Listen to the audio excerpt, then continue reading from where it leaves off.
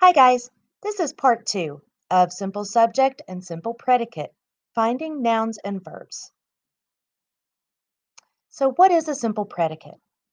Basically, a simple predicate is the verb of your sentence. It's going to be the easiest for you to learn because it's your action or state of being in a sentence. Action is easy. It's run, jump, play. It is so easy to pick out of a sentence. But state of being is a little more complicated. These verbs help describe how someone is, what something looks like, or when something happened. Your be verbs are am, is, are, was, were, be, being, been, have, has, had, would, could, should, may, might, will, shall, and can. But don't worry, I'll have a list for this on Classroom. So how do you use these verbs? I am hungry. I need to use the word hungry to describe myself, so I use the am to help. They were here yesterday.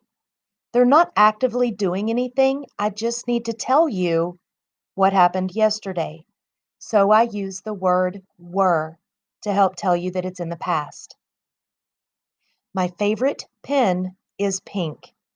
If I want to tell you about my favorite pen, I have to tell you that it is a certain color. Please, please, please use the be verb list if you need it.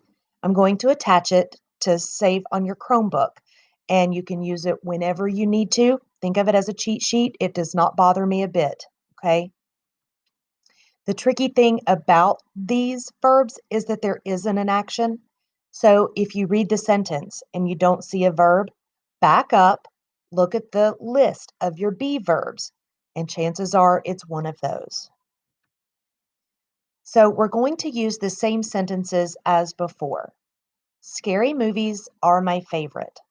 What is? Scary movies. That's my complete subject. So everything that's left is my complete predicate. So scary movies did what? Well, there's no action, so it must be a be verb. Are is the verb. It is the simple predicate. I always order popcorn and a drink. Who does? I do.